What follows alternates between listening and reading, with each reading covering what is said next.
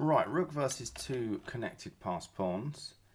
I've got about 15 different positions for this video, but none of them are sort of like really difficult, and then I've got some more positions afterwards with a few added twists and some more difficult stuff, so a few more things to think about.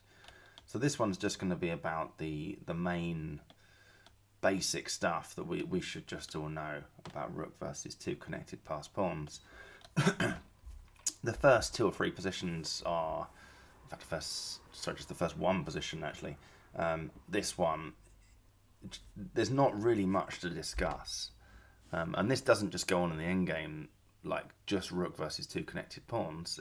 This could go on with other pawns on the board as well.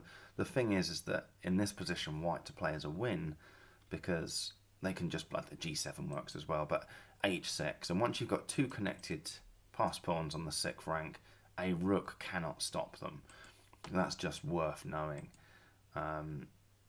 What does black even try here? Well, actually, black does have a try here, but it's not with the rook. Okay, the rook cannot stop those pawns. Although sneakily, I mean, when I sort of wanted to demonstrate this, I just shoved a couple of pawns there and put the kings miles away and shoved the rook on the board. And I haven't quite put the black king so miles away that there's not a sort of possible added twist to discuss here, which I don't want to do in this video. But what black should do here, just briefly, is play king b4, and now you could pause the video if you wanted to and decide what should you do as white, and you should absolutely play g7 because that stops black coming in to b3 with the king, because then it's g8 equals queen check, and that just gets rid of a sneaky little checkmate threats to save the day theme, which I'm not covering in this video, but I will cover in the next video. So sometimes the defending side here, really, that once those two pawns are connected on the 6th rank, the side with the rook is the defending side, and they have a checkmate threat salvation, and it does actually work here. h7 would blunder away the win.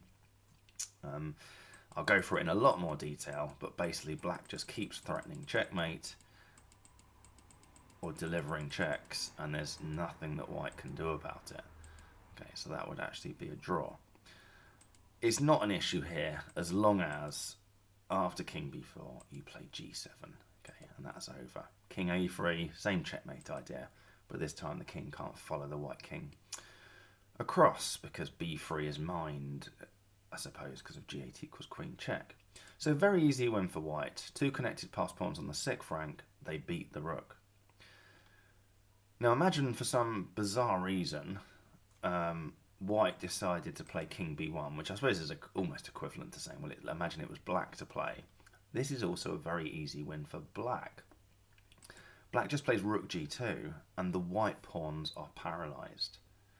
Okay, if either of those two pawns moves, the black rook takes the white g pawn. So all white can do is bring their king over, and then black plays rook g5,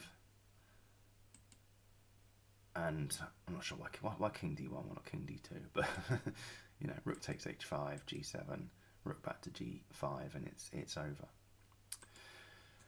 So very simple.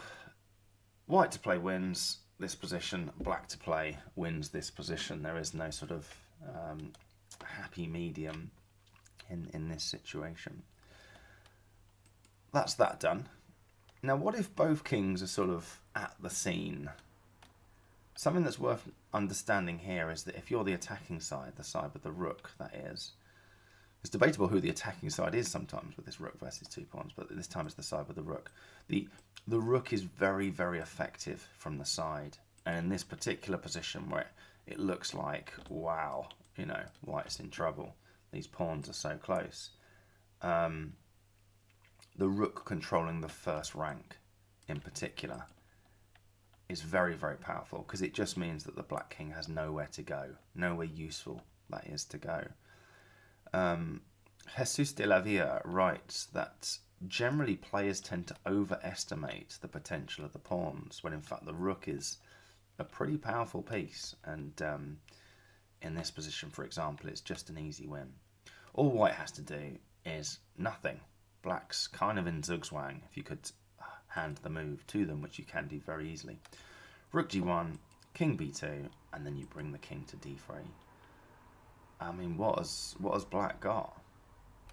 They could try queening, so that when you take, the idea is that your rook's too close, you can't play king d2 there because your rook's attacked. But you just pin the c pawn to the king and win it next go. They could try pushing the c pawn straight away. You just take the d pawn. That's pretty easy. King b3, rook c1. Or if they tried king to b3, rook b1 check, king a2, king c2. And this doesn't deflect the king off the defense of the rook because the rook just takes it. Excuse me. So yeah, this position, this rook's very effective from the side, and this is a reasonably straightforward win for white. Nice try, by the way, that d1 equals queen check. That's definitely something you should be aware of, whichever side you are. Okay. Turned out to be useless here, but we'll get on to where it might not be useless.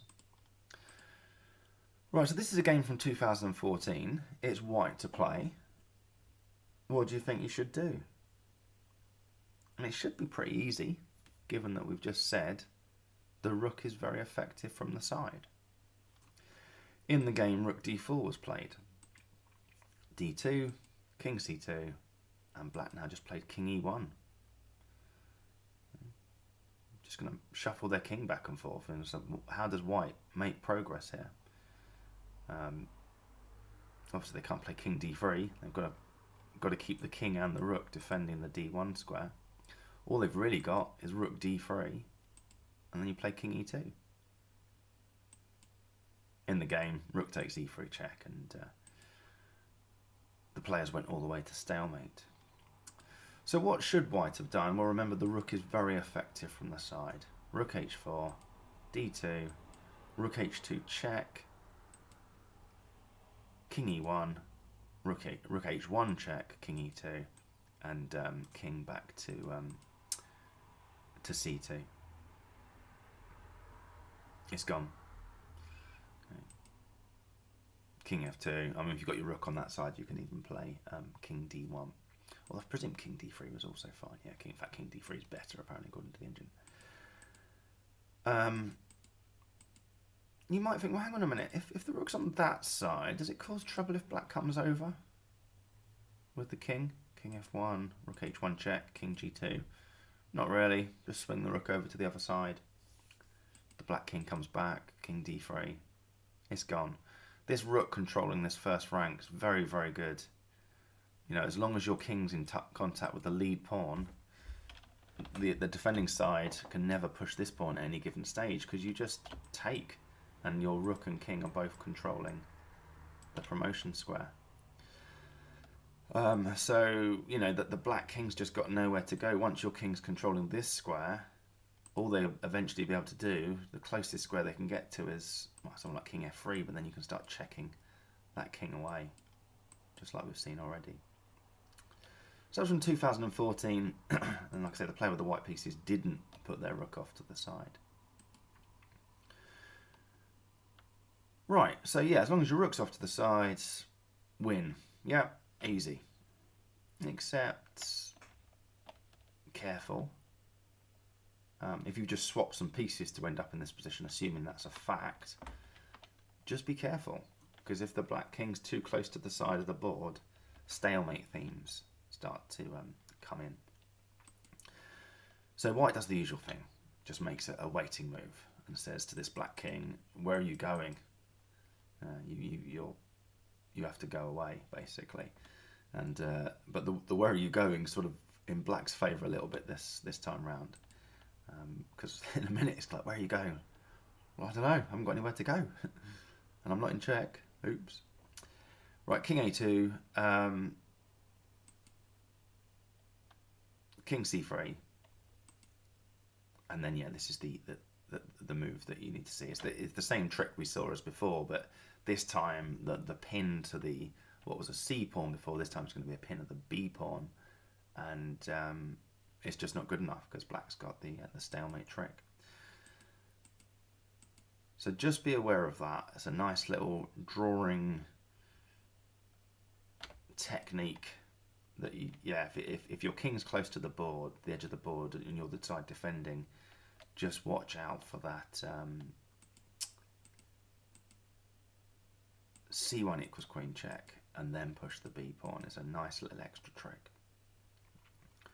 I mean, if you're the attacking side, then I don't know what you could do, because is there anything to watch out for that trick? The only possible thing to watch out for is don't swap some pieces to get into this position, assuming it's 1, in the same way that this position's 1. So yeah, swap some pieces to get into this position because it's 1. Don't swap some pieces to get into this position assuming it's 1. It's not. It's drawn because of those stalemate tricks. That's the only thing the attacking side could possibly need to be aware of in that circumstance. Right, this is a game from 1982. It's white to play. Taking that knowledge that we now all have, what would you do here as white? And this is difficult, this position. I spent a long time banging my head against a brick wall trying to work out what on earth you do here.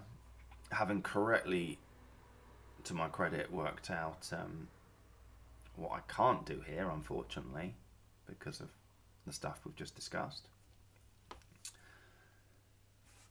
So the game went, I don't know whether the player playing the white pieces just gave up on trying to find a win, just assuming there wasn't one. The player with the white pieces played rook a1, and now it's just a draw. f3 check, king e3, f2, king e2, and we're back to that drawn position again. Black played king h2. White then sort of messed around a bit in the game. I'm not quite sure why. I don't know whether at this stage White had realised the stalemate trick that Black's got up his sleeve, or whether they were just playing moves sort of randomly and then realising they didn't get them anywhere and going back. So White played king f1. Yeah, I mean, like I said, that's either a move that's just had zero thought put into it, because it just doesn't get anywhere, or it's just trying something. Although I'm not really sure what on earth you'd be trying there, to be honest. Because, well, you know what?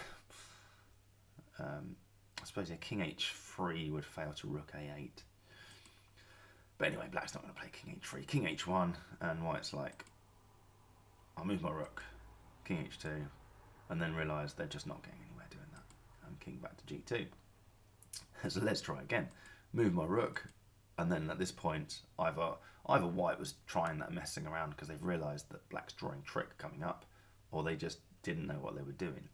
And now White tries the main winning try, which would work. If there was an I file, this would now be 1 for White. But Black did do the drawing trick, the stalemate idea. Okay.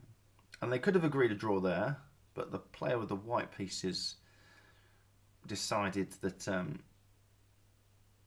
rather than stalemate the Black king, so it looks like Black's got a good result. It looks like Black's got one over on White because, aha, I drew pawn versus rook. The player with the white pieces decided, aha, I drew rook versus queen. Don't know why they did that, but they did.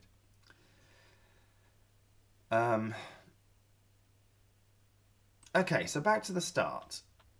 What should White have done? Now this is quite difficult. Fine, rook a1 leads to a draw, I get that. But what can we do instead? Okay, well, you've got to stop the advance of the f-pawn. Okay, so rook a3. I personally got that far, but then struggled with the next move after king h2. Because we've got the same stalemate problem. King f3, g2, rook a2, king h1, it's going to be a draw. And the move I didn't realise is that once you've sort of shoved the king out to h2, I think this was this second move, the one I struggled to find, then you play rook a8. Which is a bit sort of contradictory, isn't it? Because we've talked about when the kings are sort of at the scene, your attacking rook is very effective from the side. But in this position with the pawn just that little bit further back, it's like, yep, your rook is very effective from the side, but it's done its usefulness from the side. Now it's going to be effective from the back. We still want to stop black playing f3, and that does it. And we're just shoving the black king off the board sideways. So that's a fairly easy win. But black might be like, hang on a minute, your rook's gone now. You've got nothing defending the first rank. So I'm going to go g2. Then what have you got? Okay. Well, then you've only got one winning move, which is rook h8 check. Okay. If king g1, then rook back to g8. And on inspection, you can see that's gone. f3 check, you just take it. King anywhere else, and you bring your king into f2, where you're threatening a mate as well as taking this pawn. So you might see, I don't know, king h1, king f2, and black thinks, aha, I can defend my pawn. And he's like, well, no, you're getting checkmated. So that's the king g1, and if king g3, it's pretty similar, to be honest. We're still just sort of shoving black off the edge of the board, and that's pretty much transposed, doesn't it? King f2. Your g pawn's gone, or you're getting mated. It's over. So that's what white should have done. Rook a3. And then when the black king moves to the h file, then you've got time to play rook a8. Okay. Right, next. This is a study from 1958. We've sort of moved on to a different theme here. A very important technique that you need to understand, that we all need to understand in rook versus two pawns. It's called the tail hook. So we need to understand how to draw this, and we also need to be aware of a concept called switching pole positions. So the pole position thing, which I'll get onto, is that the g pawn is in pole position here on these two pawns, and the king, if you like, is sort of stuck in front of the back of the f pawn, helping this pawn's in pole position. But the switching pole positions is that, like, the king could move to here to make this pawn the one that is in pole position. So this is an absolutely brilliant study from 1958 because it demonstrates all the themes in one position. It demonstrates tail hook and it demonstrates this switching pole positions thing. Because if black plays rook g3 thinking they're going to get a tail hook, so the tail hook is where you have your rook controlling the advanced pawn, and then you have your king hooking on to the rear pawn. So that when g8 equals queen check is played, I mean that rear pawn will have got to f6, to be honest, by the time that's happened. You play rook takes g8, king takes g8, and then king takes f6. As long as your king is in contact with the rear pawn, you have your rook always guarding the promotion of the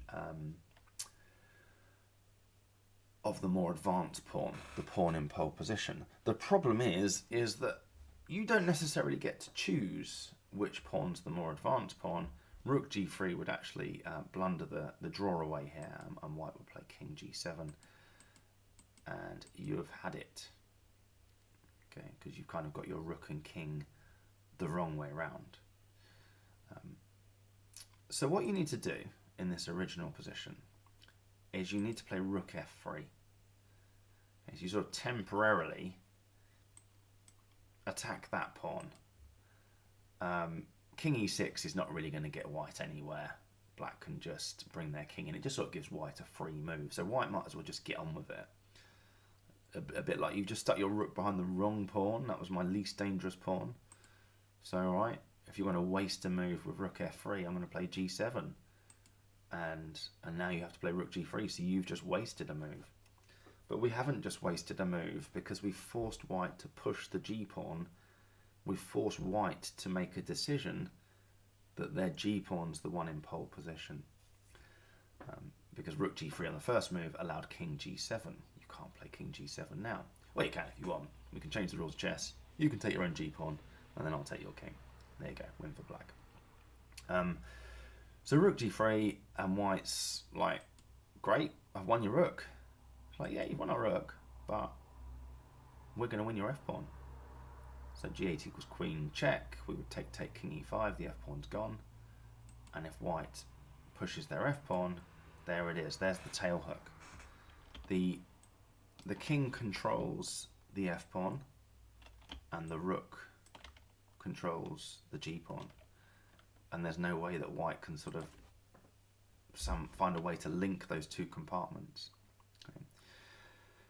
Okay. Even if king e7, I think we can force the issue here with rook g6. Actually, I think we can. We can force the issue with rook g6. But any old rook move along the g file. Okay, yeah. The thing about rook g6 in this position, I'm going to dedicate that move. By the way, I'm going to call this the Andrew Waven maneuver, because we went through this position in the summer of 2023 at Belper Chess Club. We were going through rook versus two pawns, and Andrew Waven of Belper Chess Club, shout out to you, came up with this rook g6 to force the issue, so that if you're in time trouble, white now has to do something. Okay, because they're either going to lose their f-pawn. If they push it, we pin, and if the king comes back, we can check, and there's nothing stopping rook g6 on the next move, picking up the other pawn. You don't have to play rook g6 to draw it if you've got loads of time. You just wait. Okay. I think I'm right in saying that even king f5, you can. This is a nice thing to know about the tail hook. Even king f5 is okay. It looks dangerous because this f-pawns, you've just stopped your rook coming from behind, but you don't need to, because remember, this is always going to be a pin. Get my arrows sorted out eventually. What's going on with this? My left mouse button wasn't working. So yeah, this is always going to be a pin. So there you go. If you wanted to, you could speed things up with the Andrew Waven maneuver. That's not international chess, by the way. It's just a Belper Chess Club reference. Yeah, so that's the tail hook demonstrated. Let's do it again. This is a game from 2012. It is black to play. Pause the video. What would you do? What should black's first move be?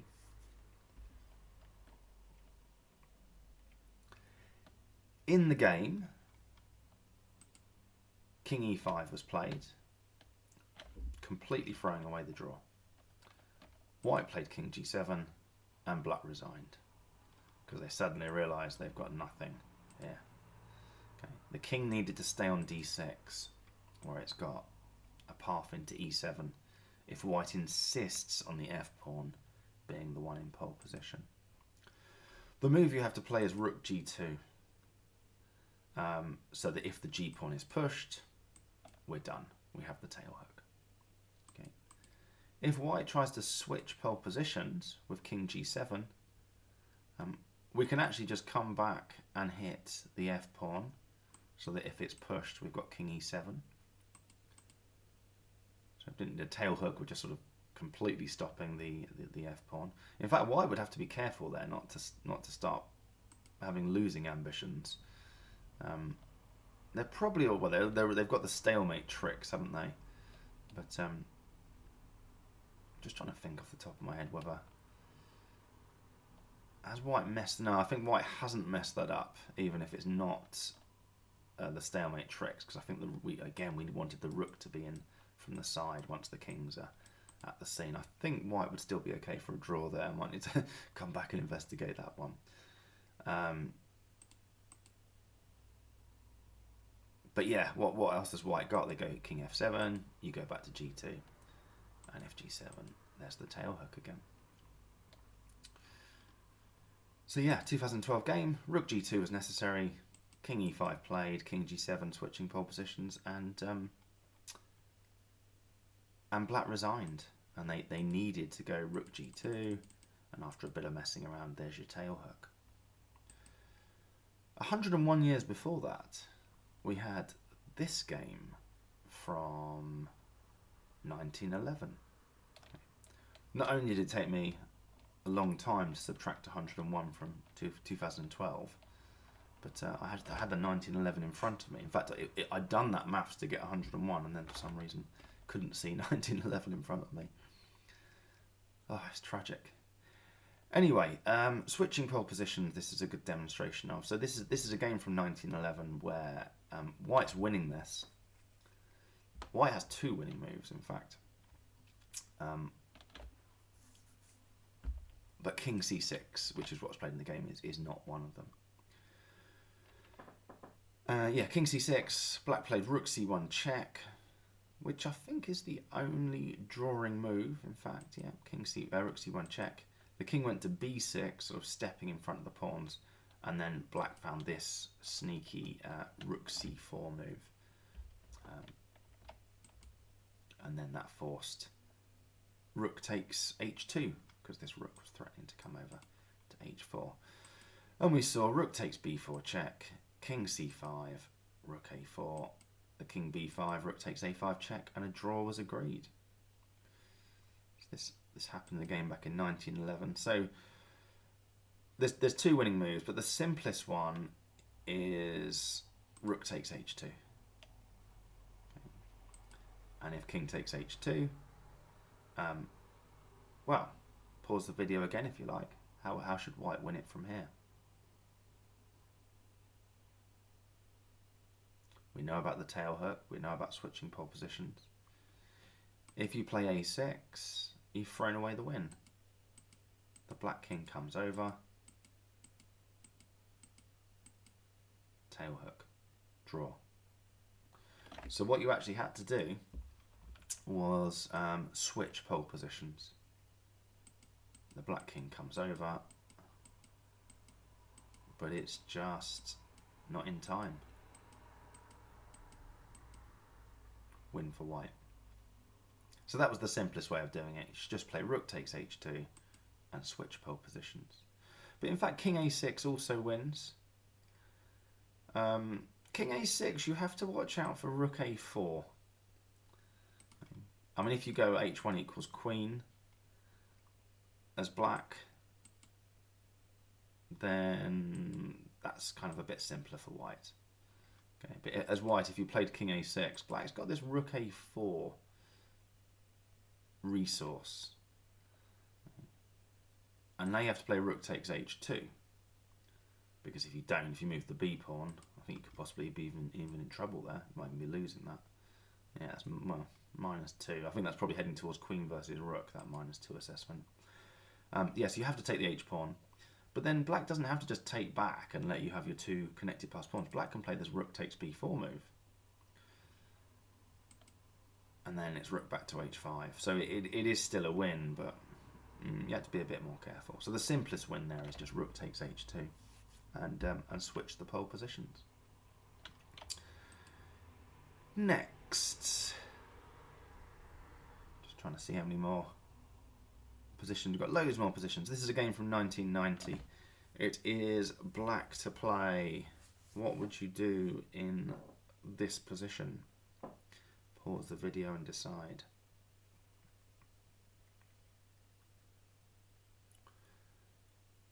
And I'll give you one last hint. Any rook move loses. Any rook move. Okay. These pawns over here, it's pretty clear white hasn't decided which one's in pole position yet. We need our king closer. We have to get the king closer. This king has to get over here to help out. In the game, rook a6 check was played. King e5, rook a5 check, king e6, rook back to a6, king e5. And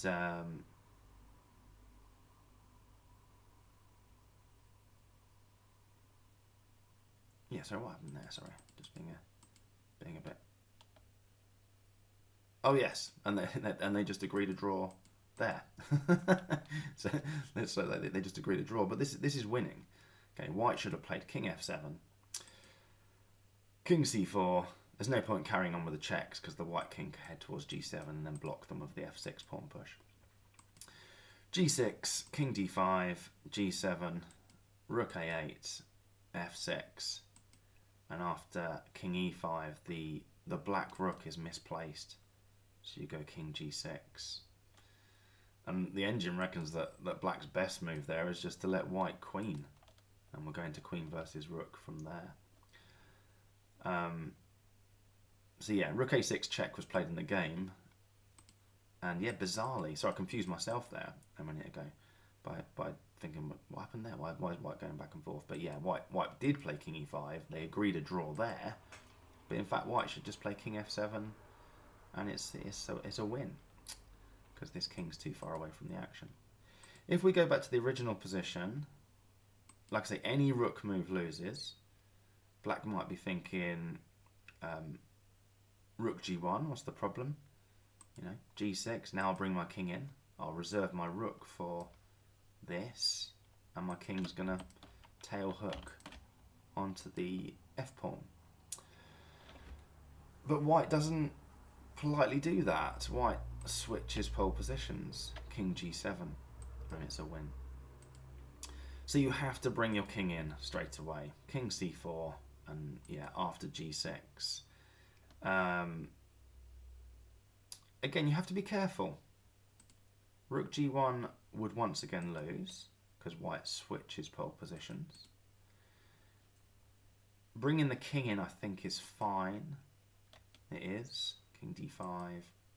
And then if white switches pole positions, you stick your rook behind the f pawn and you're okay. But you could also, if you wanted to, this is basically the same as the study, isn't it? The 1954 study at the start. You can play rook f1 here, I think. Yeah, rook f1 is the same as the study. We force white to make a decision. It's almost, in fact, it might even transpose completely into that study position. Maybe the white king was on, I don't know where, the black king, sorry, was on c3 maybe, can't remember. But yeah, you force white to make this the pole position pawn, and then you stick your rook behind it. Yeah, I think in the study the black king was on c3, which looked like it was too far away, but it wasn't. It could still get to e5.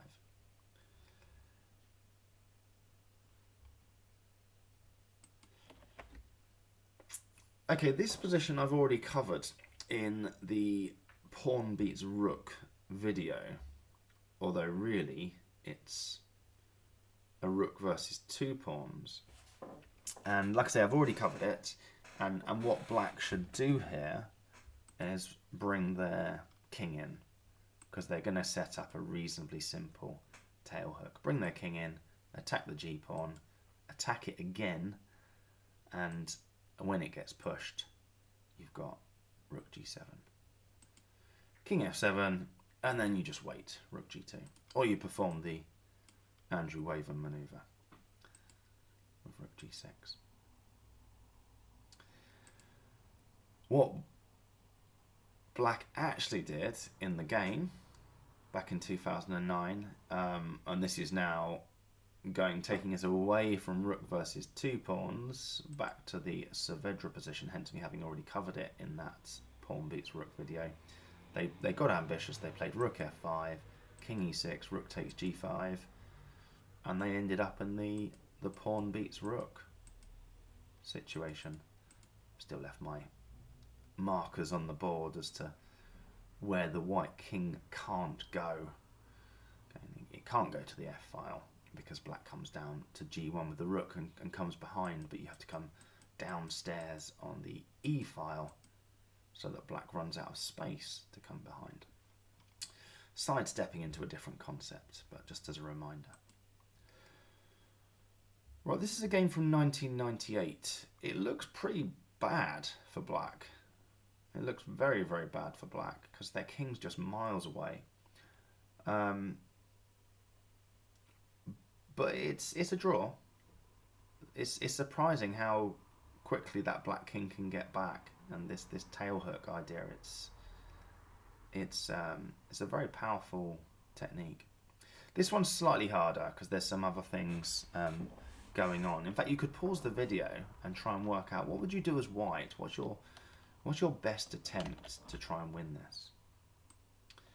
It's debatable what your best attempt to try and win this is. Probably g5, probably, because it means that in a minute black's got only one drawing move, and that's your best chance, isn't it, to put black in a position where they've only got one drawing move. Let's see what happens if you push the h-pawn. Black still has 3 drawing moves, one of which is the sensible, just bring your king over, king b3. But rook h1 check, king g5, then bring the king in. I suppose that's a slightly better line for black because it's pretty forcing, isn't it? That is a forcing line, so you know you can get that position. King g6, king c4, and it's not too far off counting. g5, king d5. What does white try here? If king g7, we're going to get the tail hook. We just wait. And if white tries to switch pole positions with king h7, we go king e6, g6, and then rook behind the g pawn. And we see the same push by king f7, or if king g7, rook back to h1. Just switch as white switches those pole positions. So that was h6. King g5 seems a fairly natural move, but black can just bring their king over. White might even try a bit of shouldering en route. So we get to this position, you kind of want your king over, so now you have to deliver a check. Is that the only drawing move? It is, yeah. So maybe this wasn't a bad try, because it forces black to do that, but it's a fairly obvious move, to be honest. If king e7, you can see that king g7's getting nowhere, because the black king's sort of in, and we're going to transpose into a tail hook situation. So they could try king e7, trying to be clever, but they've just gone too far away from their h pawn there. So keep doing the checks, and when the white king goes to g8, we've got rook h1. It was important to force the king to g8 with all those checks, because otherwise rook h1 would be a blunder, because white can play g7. Here white can play g7, but we just take the h pawn, and I presume that's still a draw, it is, yeah. As in, I presume white hasn't messed it up and black can now win that, is what I meant, but yeah. So yeah, the best winning try is probably g5. I mean, it's still a draw. Black should probably play the move they need to play now. In fact, it is the engine's top move. But you're fine just bringing your king over. And it's important that when white plays g6, black's only got one drawing move here, which is a fairly obvious drawing move, but very important. And you've got to play rook g1. That has completely paralysed the white pawns, hasn't it? So yeah, you can see that's a very easy draw once that move has been played. But if you bring the king over, you've lost it. Okay, because white can play h6. So yeah, even though the king's on a2, black can still draw that with tail hook technique. I've already covered this position as well. It's on the pawn beats rook video, because it involves Proke's trap. Is white to play? What should white play? There are a few winning moves, but the best by a country mile is just to give up the queen for the rook and force two connected pass pawns against the black rook. The black king is way too far away and it cannot stop. You know, it can't get back in time, and the black rook cannot stop those pawns. Rook b4, and what white should play here is king c6. The black king comes over, and at this point you have got the chance as white to throw away the win, if you want to, which of course you don't want to. Hopefully we've seen enough positions by now to realise how you throw away the win, how you don't throw away the win. And you throw away the win by allowing black to set up the tail hook. You push the b pawn, and the black king is just in time to hook onto the rear pawn.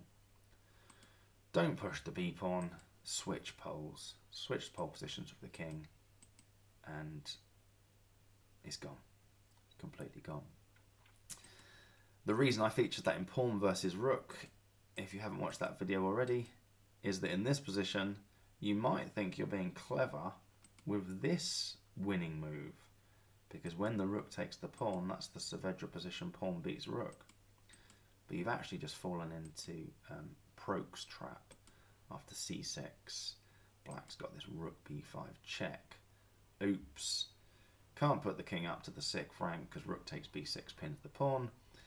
And in fact, black's going to play rook takes b6 next move, whatever, because if you bring the king back, then all you can really do on the next move is come back and defend your pawn, your c6 pawn, and black just takes it. Right, this is a game from 1954 on the theme of Proke's Trap. Guess what white did next? Guess what white's next move was? It wasn't a very good move. In fact, white played the worst move you could possibly play here, which is that he resigned. He just resigned. Just resigned this game because presumably he saw that and couldn't even be bothered to defend queen versus rook, which I think is lazy, to be honest. But they've missed that. I don't know how we got to this position. Black's fallen into Proke's trap. Bizarre. Bizarre resignation. This is from 2007, this game. It's white to play, obviously. I don't think black to play would be a particularly difficult chess position. What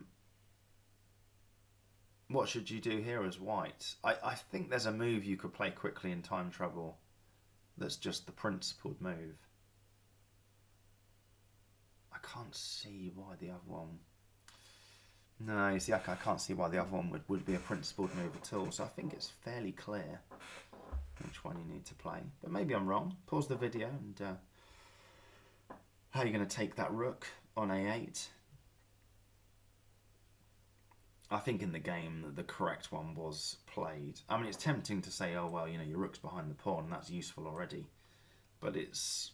You need your king in the game. Your king's got to come and hook onto this pawn if that's going to be the rear pawn. And you don't necessarily know you need your rook on the e file. If black tries to switch pole positions, you might want your rook on the d file. So you should take with the rook. If you take with the king, you've lost. Okay, king takes a8, d4, king b7, and yeah, black now demonstrates how the usefulness of this rook on the e file is not even just a thing. It's just not true. Switch pole positions. That rook doesn't want to be on the e file. King c5, d2, rook d8, queen. It's gone. You didn't have time to set up the tail hook, so you had to play rook takes a8 to let your king be a bit closer. d4, king c6. What does black try here? A couple of different tries. If they go e2, you just stick your rook back to the e file, and we can see that the tail hook is in. If they play king c3, then we've got rook e8, king to d2, king d5, and now d3, king d4. If they push the e pawn, we've got the tail hook already. What was the other thing they could do? I was a bit worried about... yeah, we should look at king e2 in this position, shouldn't we? King e2, we can just chase the d pawn down the board. King... Yeah, see, now we're going to get in a situation where the... yeah, we're going to get back to that position where we're going to have the tail hook, but the rook down to a1. So that was probably black's best winning try, to play king e2 in this position. Is there really not another way to draw that without... Yeah, so that's slightly irritating, isn't it? Because the tail hook is there, but you have to hook onto this pawn whilst stopping the promotion with that one. Let's just go through that again. Just check there aren't any sneaky tactics going on. Does king f2... King f2 probably loses the game, actually. King f2. Yeah, white has now won that. Back to that position where the kings are at the scene. So original position... sorry, that position was more complicated than I realised. I should have prepped that one a bit more. But rook takes a8 is the principled move. Right, next. This is a game from 1995. It is black to play. This one really takes some thought, actually. I probably should have stuck this in the next video on harder positions. What would you do here as black? You've got a couple of drawing moves actually, on slightly different ideas, but one of the ideas is definitely taking in the theme of everything that's been going on in this video. So pause the video and decide what your play is black. So what you definitely shouldn't play is, and this is what happened in the game, e1 equals queen. Because rook takes, and now you're sort of in that same dilemma that you were in a minute ago, in that previous position. Do I take with the king or the rook? But this is just much better for white in this position. This a-pawn's just sort of so close to queening. In the game, king takes e1 was played, I think with the idea that you would get the tail hook if white's intent on making this the pole position pawn. King b6, king back to d2. Yeah, a7 would be a draw, but the player with the white pieces switched pole positions and black resigned. So yeah, not e1 equals queen. Keeping on the theme of tail hook, switching pole positions and everything in this video, what you want to do, you've got two drawing moves, like I say, they both sort of revolve around the same theme, which is that you want to take back on e1 with your rook. So use a spare move now to do something useful, like bring your king in. There's another drawing move which I'll get back to, but annoyingly that's got an added twist that takes us away from rook versus two pawns, but is still a draw. I'll explain what I'm talking about in a sec. But king d3 is what you want to do, because it gets your king closer. If white sort of voluntarily takes this, fine, we'll come back, but it's white that's sort of chosen to do that. Like if you compare it with this, he's like, black plays a move, white takes, and the king's gone to e1. Okay. Whereas here, king d3, black plays a move, white takes, and the king's gone to e2. That's the extra tempo you needed, because your king's starting on e2. So white might as well just get on with it. King b6. But then you can queen, and the crucial difference is you're taking back with the rook, so you've still gained a move. If a7, then we've got the tail hook. That king's going to latch onto that pawn. And if white tries to switch pole positions, then we are just in time with rook e7 here.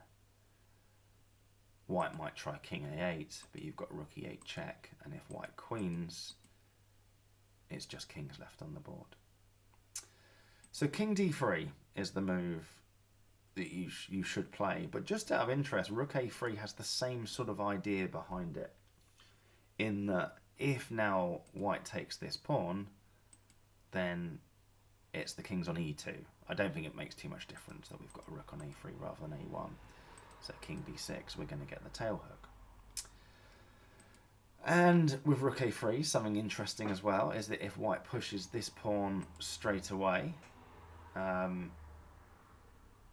you've got, well, rook c3 check apparently is also a draw, but you've also got the Prokes trap idea. So rook a5 check is the best way to draw that.